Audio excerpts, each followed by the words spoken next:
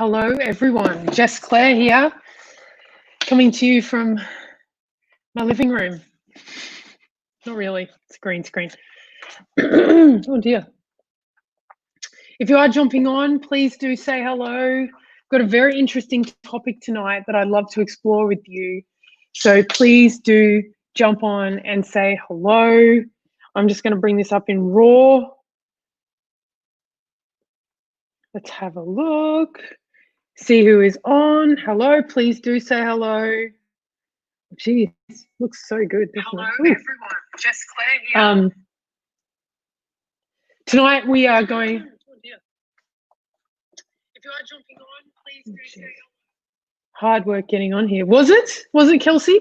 Hello, Kelsey. Good to see you. Hello, Emma. I have a green screen now, so that's why I've got this really cool background. Who else is on here? Hello, Mary, Sarah. Please do say hello. Please engage with this topic. It's very important to me, this topic. I'm really interested in, please tell me that there's actually a heading on here. It gets very annoying when it's not. Oh, it is good, although that's doing some weird thing. Negative overload. I don't even like the word negative, by the way. Hello, Nikita. This is live only in Real and Raw. I'm also going to announce something tonight about Real and Raw. I'm no longer doing this on my personal page. I've found that being able to talk about this quite openly has made a big difference. There seems to be something about being in this little Real and Raw container. Nor do I. I hate the delay. Now I don't even know what you're referring to. Hello, Jennifer. Sky. Hello, Sky. Yeah, look, the idea of the green screen is purely that I can just change it up in the background. But negative. What do people even think about this negative? I actually myself today was experiencing my own sort of overwhelm with the amount of problems in the world. Where do you begin? You know, I have a Kelsey, peanut gallery. Yeah, that's right. I have myself, I engage in a lot of conversations, and I find, and I really noticed today that when I'm with someone that just like completely gets consumed and kind of spirals into the problem, I notice myself like myself getting anxious, and I was like, I so get why people numb out to this stuff. You have questions. Okay, Kelsey, please, you know, this is an opportunity to ask questions, right? I'm going to just tell you all my thoughts unless you ask questions. So let me ask this question. Firstly, Kelsey, what questions do you have? Because the idea of negative to me, it doesn't fly. There is no such thing as negative. But there is this real experience of when someone is talking that I find, this is my own personal experience, there is this real experience. This is like 10. I mean, 10. On the scale of 10, there'll be a lot of engaging. I'm going to engage with you, right? So you can even come on here if you like. I can send you the link and then we can talk if you want to do that. But if you don't feel comfortable, then I can just engage with you like this. But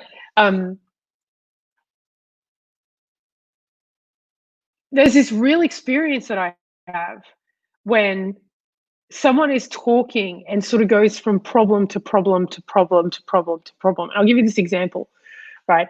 What I noticed is there's this distinction that I'm finding, and I'm just curious what you guys think about it. I mean, I think I can pretty much hold and discuss pretty much anything, right? But I find my own anxiety starts to be sort of like triggered, I'd say, when someone starts to go into, using labels, I think, is the big thing. Like, and then they're this, and then that was this, and then when that, like, using labels, like big labels, like he was I don't know. I just find when people start to use labels, bracket people into boxes, it's like, oh my God, I've got to unpack so much here that I experience overwhelm. So the question I want to ask is, what is it?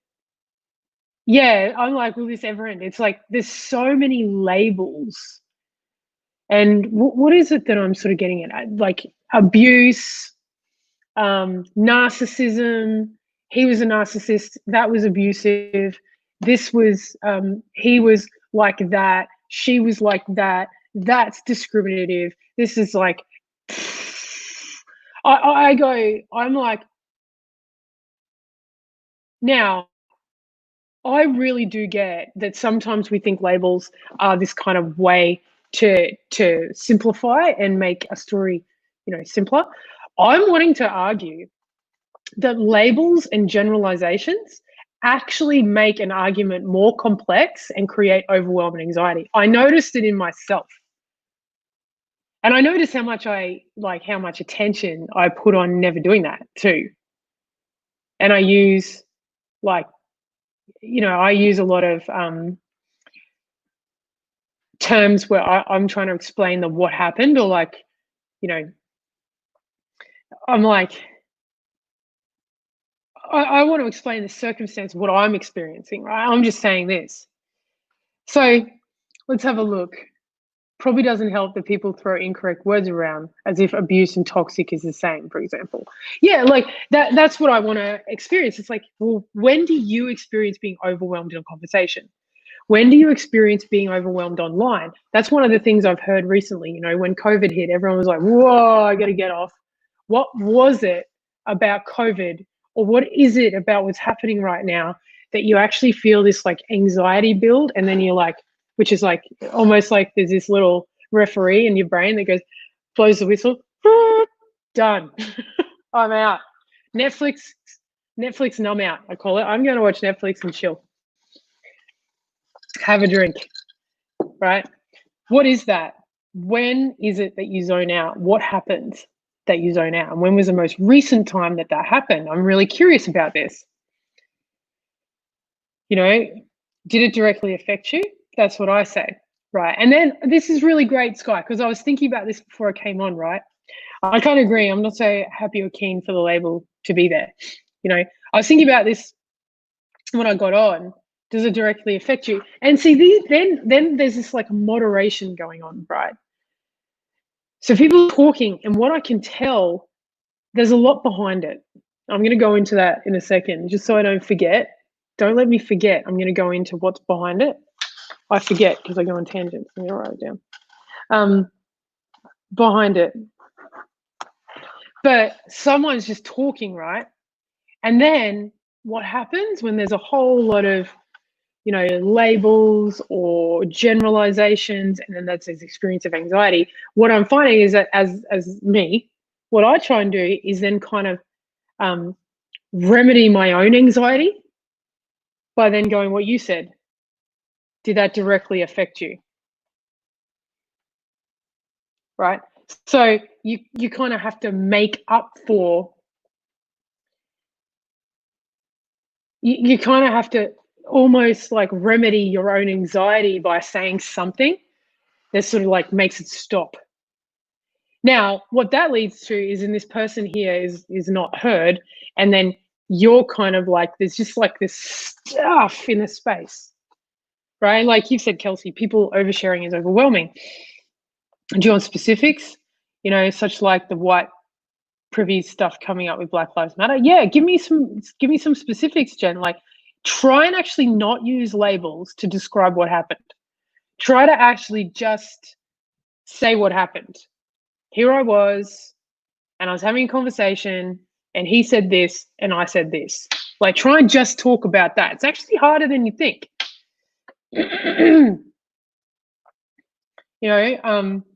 Intensity, when there's so much happening all at once, more than one can process, more than one is prepared for, right? And that's the thing. Like, I kind of agree there's this process that we go through to process, right? So what I came up with is, and what I could see, and Nikita, whatever you said, I switch off when they're talking just to complain or if there's too much drama. So we're switching off when there's drama, we're switching off when there's labels, and we're switching off if there's complaining. I noticed this, right? Labels, drama, complaining. So how do you have a conversation? Hello, Alex. Hello, EJ Love. How do you have a conversation without drama, without complaining, and without labels? How do you do that?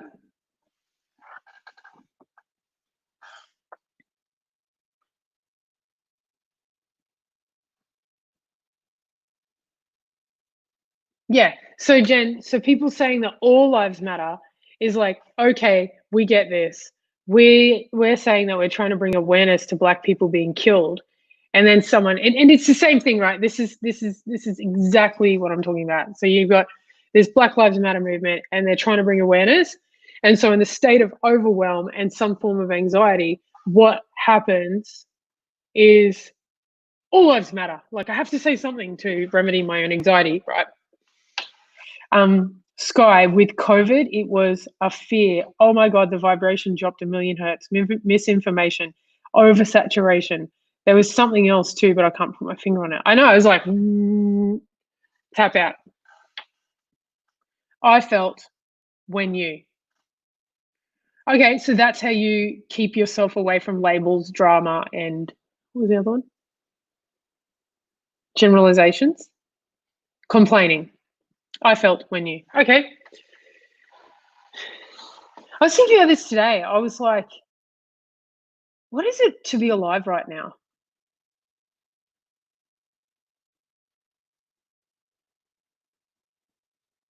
And this experience of negative, like negative problems. You know, like I said, I don't even like using the word negative because I don't believe there are any.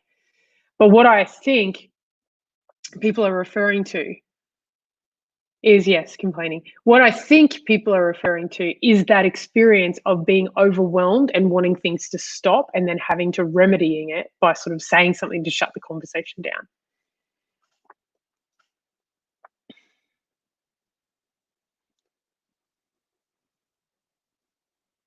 Yeah. Can I say what's overwhelming, which applied to any circumstances because the same thing's happening?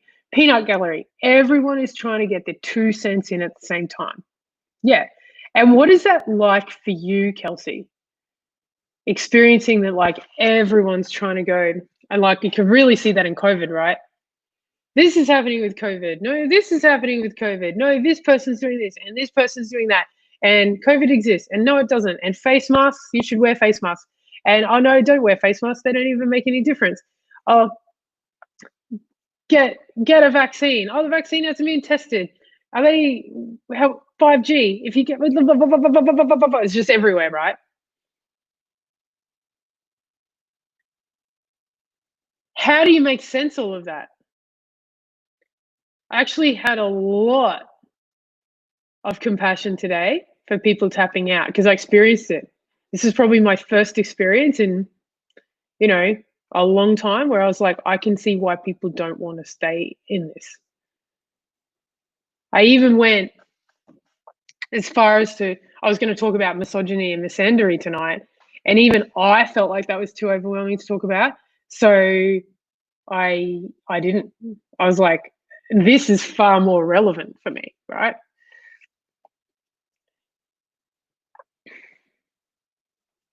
After spending lots of time in this area, what a time to be alive.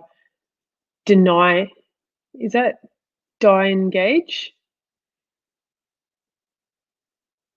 I don't know that word. You'll have to explain it to me. So listening to understand is more my thing now these days. Yeah. Even that, right? I'm a big listener to understand. And I notice there are certain things I find it really challenging to listen to. Oh, disengage.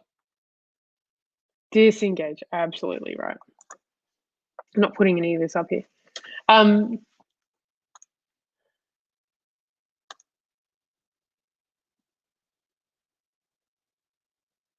So how are we going to get to, okay, I'm just gonna create this premise.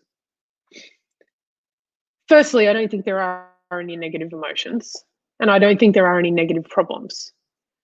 That's what I was gonna go back to. There's things behind it. When people are using labels, they're complaining. I can't remember the other thing I said.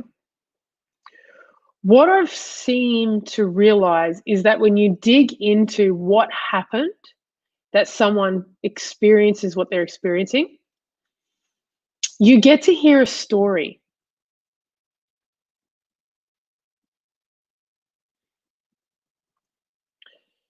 You know, today I was having a great conversation. I had a podcast with a lady called Sal Grover.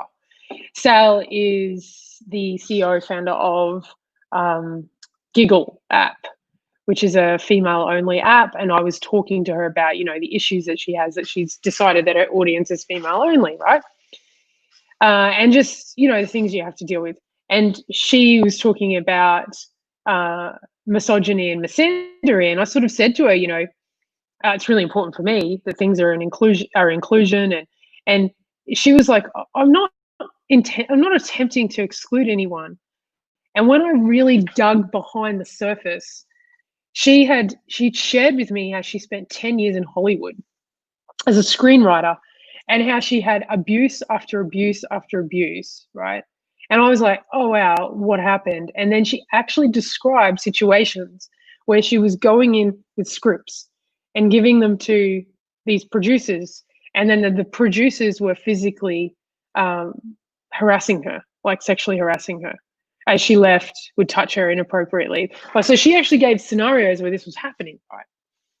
So behind this, what I saw was behind these labels are these real life accounts that people are explaining, but it's kind of hard to go, you know, I'm trying to get a point across. So now I'm using labels, and now I'm complaining and going, why do people blah, blah, blah, blah, blah. But actually, when you dig behind these negative problems, what you find is that there's this real impactful story of someone going through something that was really out of alignment or so far away from what worked for that person. There was some sort of, you know, personal violation of self, whatever you want to call it. And it's very hard to get to that when we use labels. But how could we be the type of people, like you said, Jen, where we got to listen and got to ask that question, like, what happened that you use those labels? You know, because I don't think the word misogyny has ever come out of my mouth,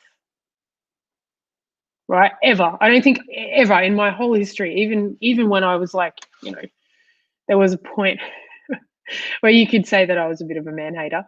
But well, that makes me a misandry. But even when I was going through this man hating phase, I never used the word misogynist, right? Because I'd never really had an experience where that kind of felt right to call that out. And yet I realize when people, you know, when people do use it, when you really scratch behind the surface, there's some persistent misconduct that has gone on, and that can be very like pressing for that person to speak about. You know, no, not even at uni. Look, let's be real. If I'm really honest with you, I've always been pretty dominating, and like, honestly, I've been the bully in my past. No one's ever screwed with me. They really haven't. They didn't come off very well if they did. I had a pretty tough upbringing.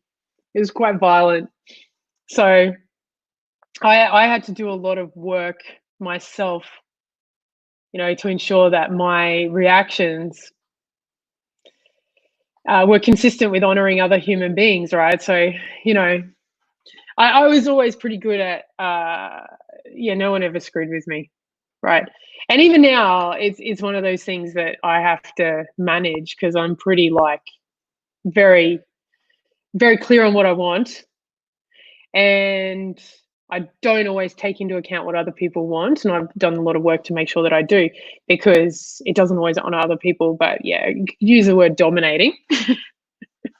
So no, even at uni, I didn't. Hello, Juliana. Hello, Chloe. Janelle.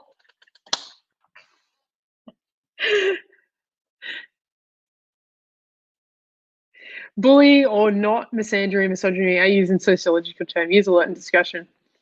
Word. Thank you for your honesty. Yeah, I was. I would say I was very arrogant and dominating. And I think I knew everything. I was a bully. I was just a bully. There's no other way of putting it. And that was something that through the work that I've done in personal development, I transformed, and the conduct was not okay. But what I'm saying is, as a result of being someone sort of developed behaviors that were sort of bully dominating, I get my own way, I'll drive over you, I'll pressure you to get what I want. As a result of that, I didn't experience much of it coming back to me. I was the person. And that was something that I had to confront, was the impact that was, right, on others. And I've done the work to go back to every single person that I impacted and acknowledge all of that, which is what's given me the freedom to sit here and be able to say it. But when I listen to people now who talk about negative problems and how to make sense of all these problems, and I'm in a conversation and someone's like throwing labels around and like, this happened and this happened and this happened and this happened, what I notice is I get that experience of being overwhelmed. But when I dig behind it, there's a story. Something happened. You're a closet misandrist. Well, I acknowledge you for, saying that.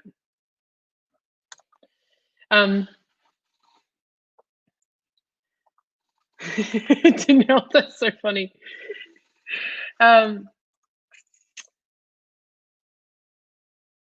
Hey, Chloe.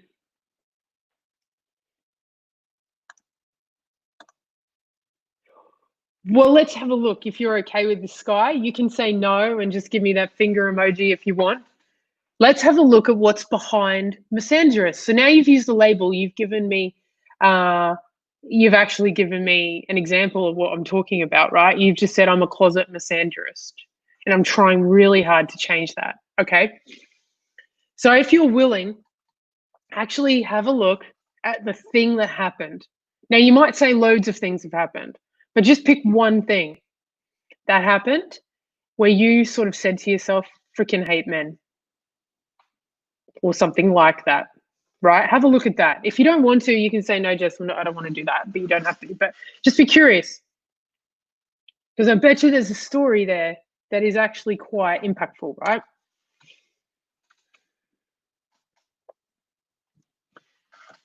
Perhaps it's just an intolerance.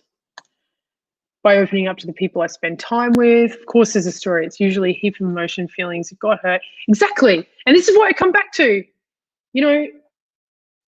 It's so hard. And yet it's one of the most healing skills that we can get, is hearing each other in our pain. And I've gotten to a point where I'm like, don't even try to tell me that you're someone that's not experiencing pain. I ain't got no time for that anymore. The world is experiencing pain. It's time we start letting each other see each other in it, hold each other in it. And even in my overwhelm today, I was like, I just need to hear her pain. Right? Because it's hard to be with that this stuff exists, but it's the most important thing in the world to hear it and be with it and see it. So how do we do that? I'm really curious about that.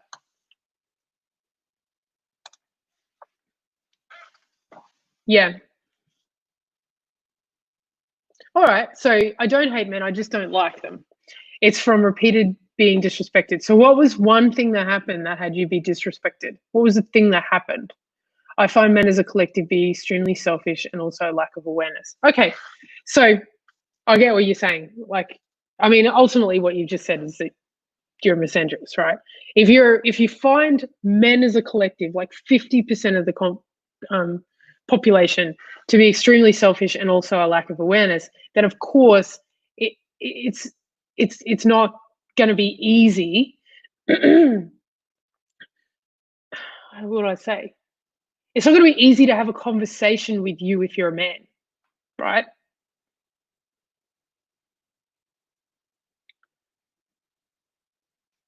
Hey, Rory. And you know, Marilyn just said, you know, I hear you, right? It sounds like you're intolerant to the, what's this?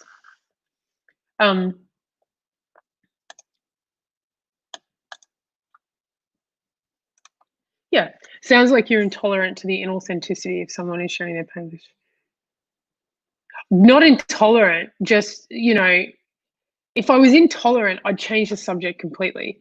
What it is I notice my own experience and reaction to someone's sharing when they share conceptually.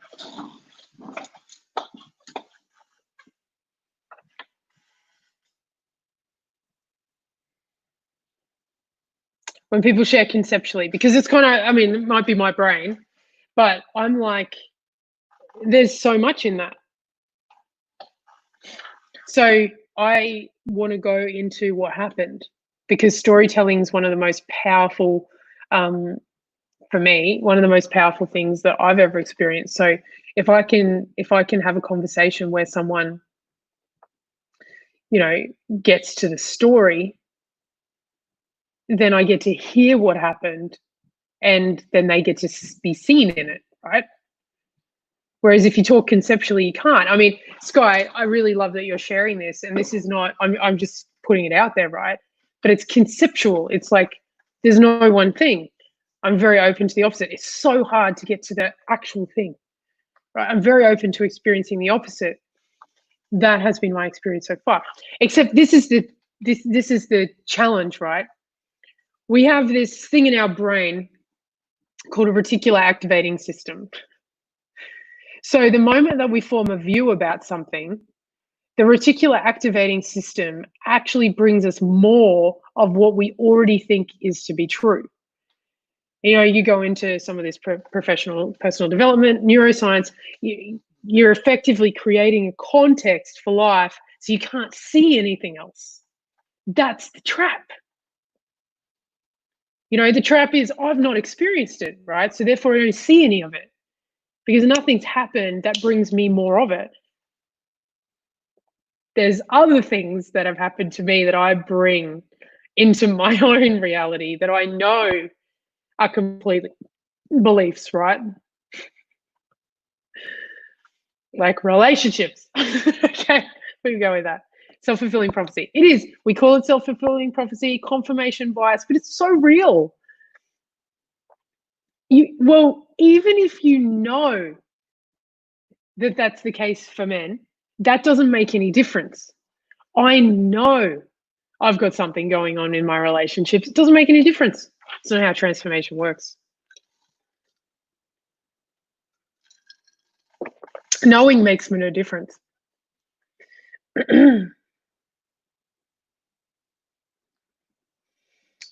Have to get to the what happened, in my experience anyway. An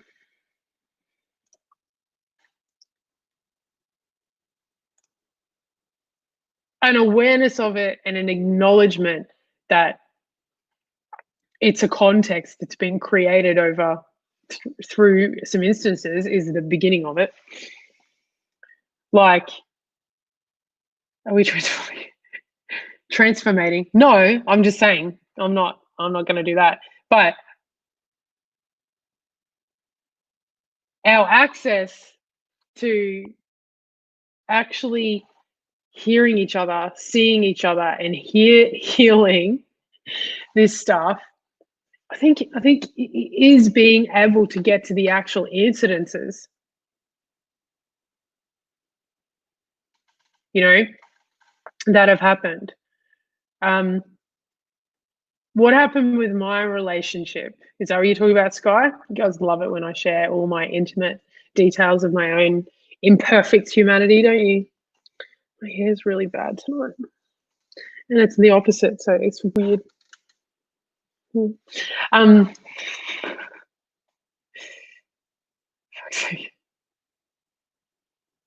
doesn't make a difference. It does make a difference because I'm now seeing exactly what I wanted to see. Right. Self-fulfilling prophecy, where are we? Is there an inner child there? I don't know. I'm pretty sure they cut me open. There's no little Jess running around. There's just blood, tissue, cells. How can we access it when we can't even be with each other's negative stuff? People don't want to talk about real negative stuff. For funds. Okay.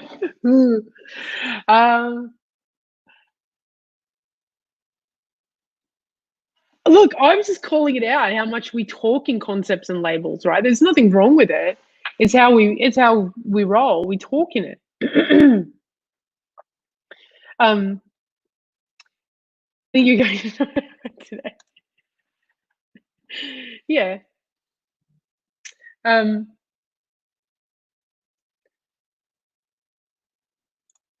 What else have we got? Just out spiritual each other. Oh my God. You. It's interesting and useful. Well, let me just tell you, like, I noticed myself, I've turned something that I do into a concept, right? One of the beliefs that I've just recently created was I share so vulnerably and raw with everyone online. What I noticed is that people send me messages sometimes to go, "Are you okay?" And then, "Oh, here's a meditation."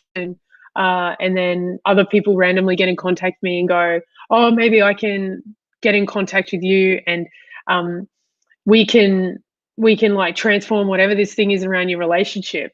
And it's like, I don't put this online because I want to fix anything. Like you, Sky, it's like, I know there's a blind spot I've got around relationships. I know there's a blind spot I've got around relationships. What I'm doing is sharing it with you online because it's so fucking human to have blind spots, be unaware, and be failing at particular things that you want to get results in. Like, I share that with you because I don't want to just show up. I feel dirty showing up online like my life is all sorted because I run this really great business that I love and it's very successful. Like, don't get me wrong, I love it. But so what? Yes, I'm doing some amazing things. What's the finger for, Kelsey? What happened? Right? I tell you about that stuff because I want to normalize having them. I have this incredible business. I have great kids. I have an ex who can't stand me. And I don't know what to do, but she just doesn't, right? I want the process of being human to be just fucking normal. You know, I don't want anyone to fix it. I don't want anyone to change it. I mean, I suppose there's one thing you guys maybe or maybe you don't know about me is anything that I'm concerned about, I'm already getting what I need from it. I've had an intimacy coach. I've gone out and sorted, you know, I've done transformation for 2 years in the area of relationship. And the thing is, I have to confront, you know, I have to confront that I'm not a typical freaking person. Hey Josh, hey Lorna. I'm just not. I'm not a typical person. I'm freaking headstrong as fuck. I don't step over anything. You ask the friends that I've got, you know, and Emily's just like, I don't step over anything. Integrity is really important to me. I acknowledge everything. If you're late, I will call it out. If you don't do something that you said you would do, I will ask you why. You know, now the idea of me is great. You get into a relationship with me and you have to deal with that. I don't know that everyone wants that.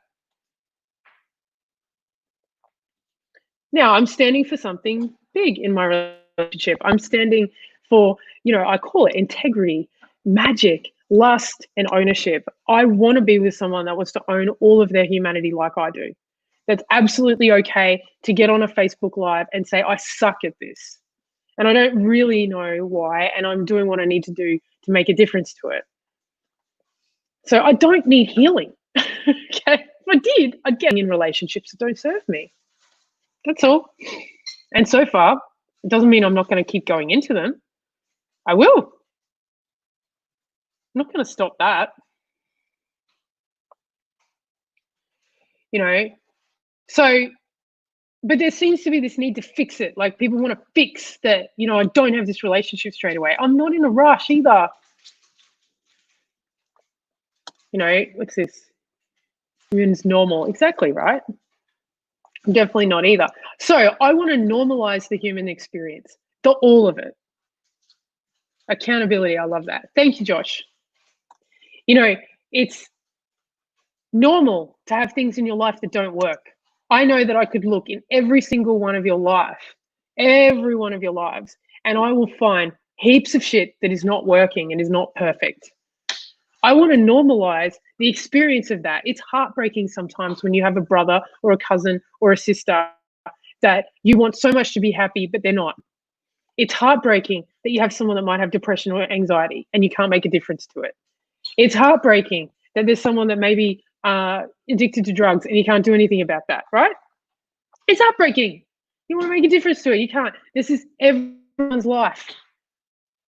I'm just out to normalize that this stuff's happening. Now, how do we get into conversation so it's just not seen as these negative problems, it's overwhelming, I want to tap out? Well, I don't know. But I'm certainly discovering what it might look like. And part of what I can see is that we stop talking so goddamn conceptually. Now, how do we stop talking conceptually? Well, I think it takes something.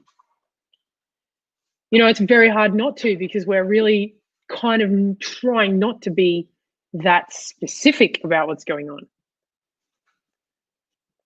Unless they're uplifting and positive. Yeah, exactly. Exactly. Imagine sitting in the mess. Oh, how I long to be with someone who sits in my mess. I have mess. I cry and do all sorts of shit. I get needy. I need you. I do. We learn to communicate better. We learn to start to think about what we're actually upset about. What happened? What happened this week that I'm upset? How do we stop the fake platitudes between people? I'm just going to say it, guys. You're on the live. You guys are going to be the ones. You've got to be the ones. I've made it to the big screen again. How nice is my background look, Warner? It seems everyone's eager a narc or a narc killer. Oh, yeah, when? A narc, again, it's a label. And look, I've used it myself to describe some, a narc killer. Yeah, exactly right. I've used it myself to describe some behavior. Now, narcissism is a behavior. It is not a person. People don't come into this world being narcissistic. I was narcissistic. You could totally have said that. Everyone who was in my path would have said that I was narcissistic. I wasn't. Now, none of my behavior was okay. But until I saw how much of a jerk I was and I did the work to see how much of an impact I was having on others, I didn't stop it. I didn't stop the behavior. But once I saw the impact it was having on my life and I saw that I was making all of it continue and keeping it in place, I stopped it immediately. So how does this realization come? Well, I had someone say to me, "Are you going to complain about your life forever, or are you going to do something about it?" I had someone be big and bold with me. So how much are we being big and bold with people from love? She was very much from love. Thanks, Josh. It's up to you guys to do the work on yourselves. And I know you all are, right? So we're all just human.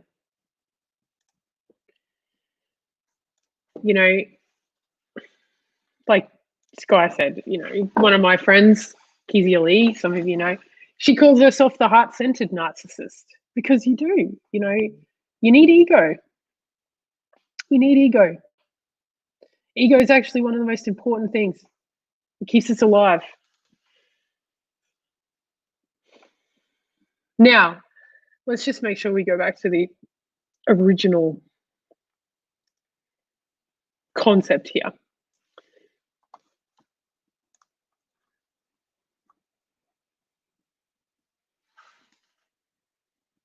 We are so consumed with problems. Where do we begin?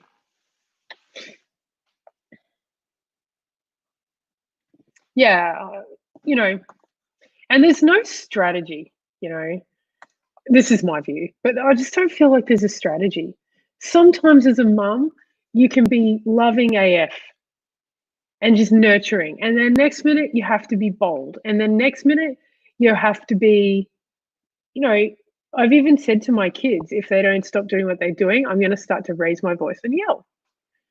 And then they keep doing it, and then I raise my voice and yell, but it's intentional, okay, as opposed to just reacting because I don't know what I'm doing. Where do we begin with all these problems? I would say you want to start with your own. The other day, I was like, I was really upset that I didn't have the relationship I wanted, right? Felt like a failure. You've seen the whole journey. You've seen me at my worst, like all of it. And I like that. Like, I'm not trying to hide any of it, but I was like, what the f is going on? Like, why is this keep going on? Right. And my friend said to me, there's this experience that you have where you just are resigned. The term is resigned. And I was resigned. I was like, I am never going to find a partner that loves me the way that I am and everything I stand for. It was almost like I need to just ditch this whole integrity and ownership thing and just let someone run rampant. And the thought of that just made me like cringe. So no, but I was sort of resigned that it would ever happen. And he said to me, the fact that you're resigned is a really good, indicator. There's this indicator that when you are resigned, you've tried and played at something and you've failed so much that you're just like, oh, so annoyed, but you still remain really wanting it. Like, the commitment's still there. This is really interesting. He said, you're not resigned about not being an Olympian because it's not important to you. So what I got is, when you've got problems, there's all these problems in the world and we're not sure where to begin or what we should start or not start on. What's interesting is having a look at the things that are important to you just because they are. And they'll never stop being important to you. You'll either keep playing at them and allow yourself to fail. This is kind of blurry. Or, looks like it's going blurry. You'll keep playing at it and eventually you'll fulfill on it, right? And then where I was just resigned. Like, this is never going to happen. But ultimately, you can only be resigned about things that you're committed to. So, Marilyn, I've spoken to you. You're resigned. because you're so committed to it. I got resigned because I was so committed to it. I'm not anymore. But I've got more issues in a Playboy magazine. Right? And this, because you attract what you are not. You attract what you are not, what you want. What's this? In my case, I keep fucking up until I unfuck it and finally make it work. I don't know, right? I don't know. You got to create the relationship you want first to know what it is that you're actually fucking up. A lot of the time, we're just going in relationships, we don't even know what we want. So as long as you've created what you want, you're really clear on what you want, then you can just be not that, not that, not that, not that, not that until it's that. Right? But a lot of the time, if you don't know what you want, then you're actually just going through and you just have no idea. Right? So I highly recommend creating what you want. But what I'm getting at is there are just things that you are frustrated about that don't work for you, because what's behind them are real commitments and real things that you really want. So where do you start with your problems? You start with the things that you do complain about, that you are conceptual about. You start there and you'll find these are the things that are really important to you. And everyone on this live, I know you quite well. There are just things I know that are important to you. And you don't have to go out and make everyone vegan, or you don't have to go out and make everyone, I don't know. You know, Marilyn, you're about domestic violence. Not everyone is. Some other people might be about the environment. Some other people might be about, I'm about leadership and creating entrepreneurs. Everyone's got this different thing. It's not about getting involved in every fucking thing on the planet. It's about staying in your lane and actually going, this is what's important to me. And you will know what's important to you about the things that you complain about, that you're frustrated about, that have happened to you, that you're like, oh, I've tried and tried and failed and tried and failed. They're the things to focus on. Felt pointed. I wasn't pointed. But people think that things of importance are big, especially things that create action. But all the small stuff often creates a smaller shift. I want crumb steak for dinner. But to have that, I need to wash up my frying pan for breakfast. If crumb steak wasn't important to me, I'd have toast. And the pan would remain unwashed. That is correct, Lorna. Possums and magpies. Oh my God, you're so funny. It wasn't pointed, Kelsey. I'm just saying, right? So just to tie all of that up, in the overwhelm, with all the problems that are out there, with everything there is to consider in the world, what now? I had to dry my hands. That was the best story yet. Oh, really? I'm glad. The other day, someone asked me to do Earth Day. There's some Earth Day, and they're like, "Oh, we want Jess Claire to say something on Earth Day." I'm like, "That's interesting." I don't really get involved in anything to do with the environment, right? But that's not to say I don't think it's important. Not at all. It's just not important to me in the sense of it's not the thing that I am following out. I'm doing what I'm doing, right? And it asked me to be in it, and I said, sure, I'll make an authentic message. And it went something like this: I have no idea what Earth Day is even about. And I think it's great that you guys are doing what you're doing, but just so you know, I'm not doing it. But I can't get to every issue. And there are heaps of problems in this world.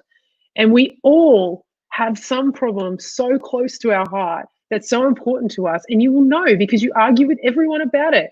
If you're not empowered about it and creating a mission around it, you're arguing with people about it. That's how you know that it's important. And there are also the times that you want to stay away from people, you get overwhelmed, right? But that is the thing. I can't be there to support every problem, and neither can you. So you got to connect to whatever that problem is, and you got to do something about it. And if all you're doing is complaining about it, you're never going to do anything with it. You actually got to go and heal all the resentment and hatred from all the experiences of failure so that you can actually clear it out and then go and fulfill on whatever it is. Right? As much as I failed in a relationship, I continue to clear out all my resentment and hatred for not getting what I really want so that I can make the way for it being possible.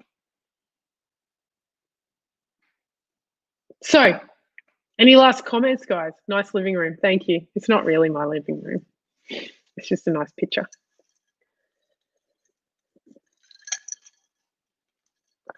Look, see? Mom says pick your battles. I don't know about that saying. I don't say pick your battles. I say get clear on why you're battling it. Clear all the resentment from the past experience. And then whatever battle you're having will be clear why you're having it. It's already underlying. You just can't see it when you're in the of it. Can I please? You can be negative. You can do whatever you want. Go be negative. Negative doesn't exist anyway.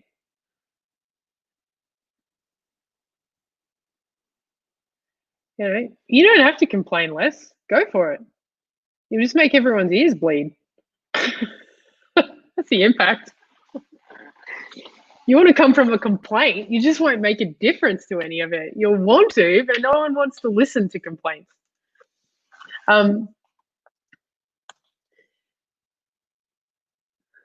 Yeah, pick your battles, you're picking the problem most important to you, whether you like it or not. The problem that you complain about, that you get feisty on, that you get reactive about, all of that, there is something in that when you heal all the stuff around it, it'll become clear. Cool, ear bleeding. Exactly. Don't think I don't stop. I do my fair share of ear bleeding. That's what my really great friends are for, hearing me ear bleed. I'm pretty sure I've gone online and been frustrated before.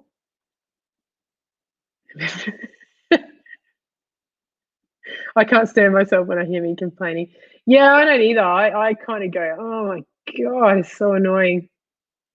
It's just, rah. But it is also important to clear out whatever's there so you can get to the bottom. You know. So, on that note,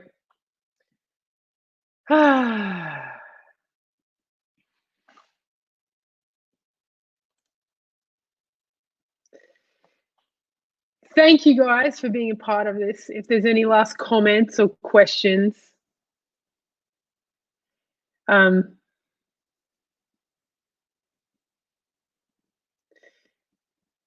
it's true. Bleeding ears rather than bleeding heart. Thank you for being a part of this live and curious, and I'm always, trying out different things to get engagement on different topics. I have a live tomorrow night, or is it Wednesday night? What have we got? Evolution Solutions tomorrow, and then I've got one Wednesday night with Alexis Corey.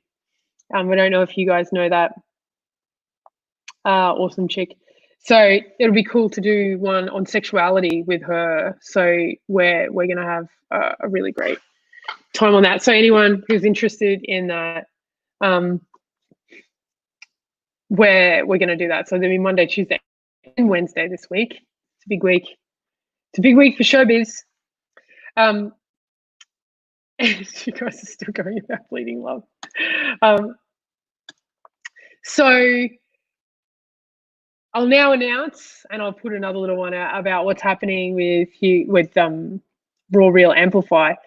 Is we're actually changing it to human business, and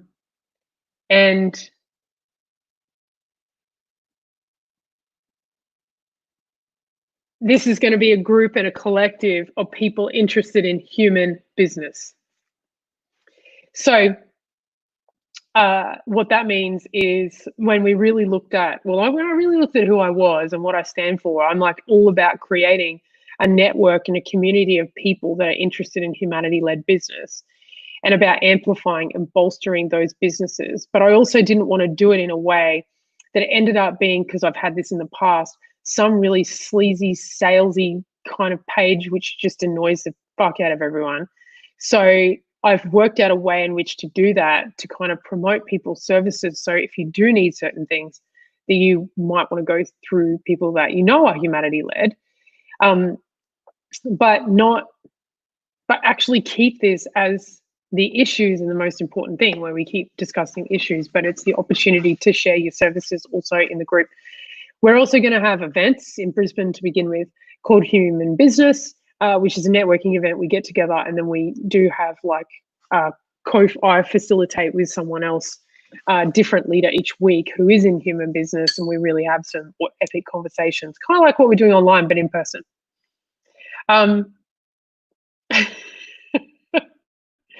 Sleazy in DMs, all right. So anyway, more about that. I'm going to drop a Facebook Live to make that a bit clearer. And just before I go, so you'll see that change in the next couple of days. We're also having a launch party. We're having an end of financial year social media school, end of financial year, and human business end of financial year party and launch in probably September. So it's a bit over the financial year, but you know, COVID hasn't made things easy. You'll hear about that. But Chloe's asked a question. I think this is a great question. At what point do you stop failing at it?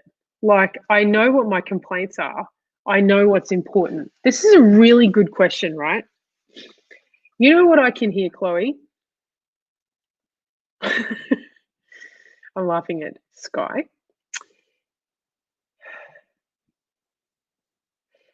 What I can hear in that, Chloe, is very similar to the way I was around my relationships.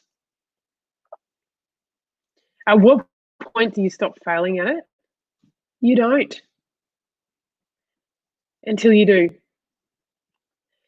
When I created the possibility of a relationship with someone where there was this value of integrity and magic and lust and ownership, I don't know when I'm going to stop failing at it, because I have to keep having relationships in order to practice being with someone who might want that. So I don't know. And maybe I never will, but it's the joy of playing a game for something that really matters to you that makes the biggest difference, right? Our complaints are really,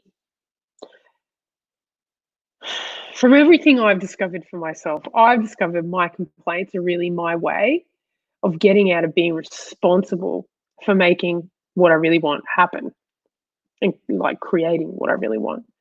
You know, I might complain, oh, women are such jerks or something, so I don't have to date. Or nobody listens to me, so I never have to open my mouth and actually have these tough, bold conversations. But it does get easier each time. And, you know, I've had a series of short relationships, and every one of them have gotten better. And all of them are really beautiful humans. We're just not a match. You know what's important. You know what your complaints are. The answer to your question is you have to keep allowing yourself to fail until you don't.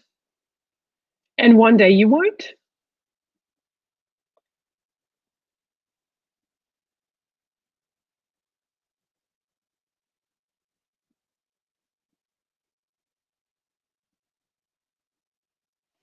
So yeah, and thank you for asking that question and being vulnerable, because I can really hear it.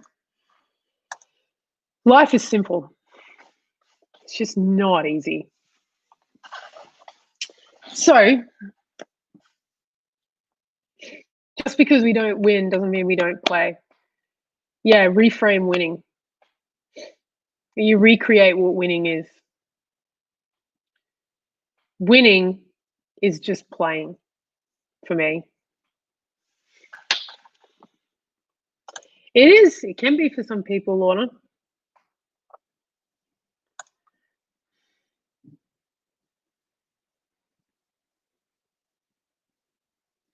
Thanks, Jessica. Love the virtual background. Thank you. This will look beautiful. So on that note, that will conclude tonight's Curious. Again, thank you, awesome humans, for tuning in and engaging in this conversation and exploring the Just Clear Wisdom Show. Who's that? I appreciate it, Mary. I appreciate you tuning in. I think these conversations are important. You will see things change in the group. And yeah, we'll have a whole lot more engagement. And I'm glad you had trunk steak. It was very important to you. You guys have a good evening. Love your work. Until next time, until tomorrow night with Tom. I'll see you later.